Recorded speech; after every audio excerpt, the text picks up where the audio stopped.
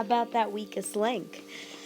Good afternoon, Panther Nation. It's your First Lady, and here I am for our victory lap.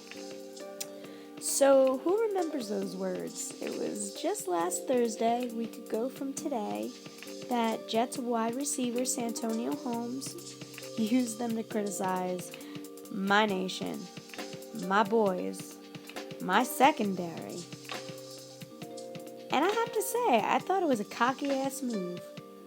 Especially, it was right before the game. And he said, we do not call these guys out, but their secondary is probably the weakest link on their defense. All I can say is, thank you, Santonio Holmes. You lit a fire under my team. And we took it to heart. And we took it out on them. So we beat the Jets 30-20, and it moved us up to 10-4, and we're one step closer to that playoff berth for the first time since 2008. And we basically, gave the Jets their parting gift, as they will not be making the playoffs, and this will be their third consecutive season not making the playoffs. So, big game, honorable mentions. Captain Munnerlyn had 2 sacks and made the play that sealed the win, an interception of Geno Smith that Munnerlyn returned for 41 yards for a touchdown and gave us the 30-13 lead with 8 minutes and 17 seconds left to play. And of course, guess who Munnerlyn stepped in front of on that play? Why, San Antonio Holmes, of course. And, here's the thing. I don't hate the Jets. I did not do a hate week for the Jets, but if you're gonna talk shit, I honestly believe that karma will have a way to find you. I don't need to do that.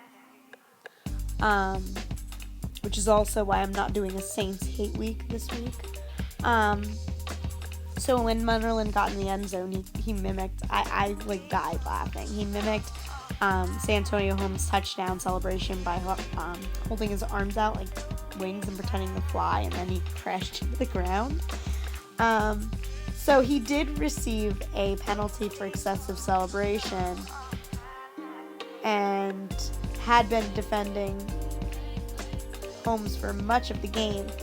So after the game, they caught up with Munnerlyn, and he said that there were a lot of talking out there, and he wanted to be really hard and really physical with him, and he kind of took it personal that Holmes called the secondary the weakest link in the defense, and he used it as power to go out and execute. So I felt like, and Munnerlyn also felt like that Holmes thought that he could just come out and pick on our secondary, and that's what happened.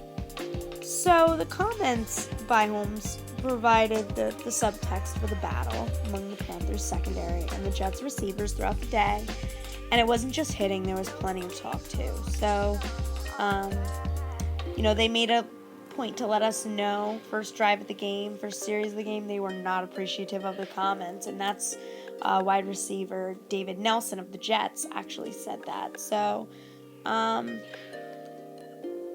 things have a way of kind of catching up to people, and I mean, when I look at Holmes as a player, and he just absolutely had no right. I mean, it's still the Jets. I will give them, they managed to keep it close for much of the game. They got up to 16-13, and then the 1-yard run by Sheldon Richardson with 3:04 left in the third. But then the blocked punt came, and it led to, of course, my boys scoring a touchdown. And after that, it was pretty much a done deal. We pretty much just drove the nail into the coffin, and that's that. So he was very unapologetic, Holmes, after the defeat, and he was quoted saying, "I'm an 8-year veteran, and I don't regret anything." But you know what it is? talk shit, get hit. That's the way of the world. So I'm very happy with this victory. We're actually back in contending for the division, which is something that I really hope. So I mean, I'm not gonna say shit about the Saints. Silence is golden. Gonna let my vid makers, I'm gonna let my nation kind of handle some of these rogue clowns out there. But you know, you want to talk football with me, you want to verbal spar about our teams, I'm down. But if you're gonna go around attacking somebody and getting personal, making personal attacks, I can't. I have no respect for that. I have no respect for that. You know, most of us are grown men and women in my case. So, you know, I'm a little too old for that bullshit. But Sunday will be a very interesting game. I will be watching at my bar. I do have a bar in my yard, and I always sit with my drink and I watch my game. It's going to be freezing, but I've done it for every time we've won. And the only time I didn't do that, ironically, was when we lost to the Saints. Not, you know, this past Sunday we played the Jets. The Sunday before, it snowed where I live, so I couldn't go sit out there. So yeah, but this week I'm gonna be sitting there with my drink and my Collins jersey, because for some reason, even though he was our first quarterback, for some reason whenever I wear that jersey we win, so I'll be wearing it. And alrighty then, that is all. Keep pounding, Panther Nation, and get pumped for Sunday. If you are actually living in Charlotte and you are going to the game, please get loud. For those of us who don't live in the state and would really appreciate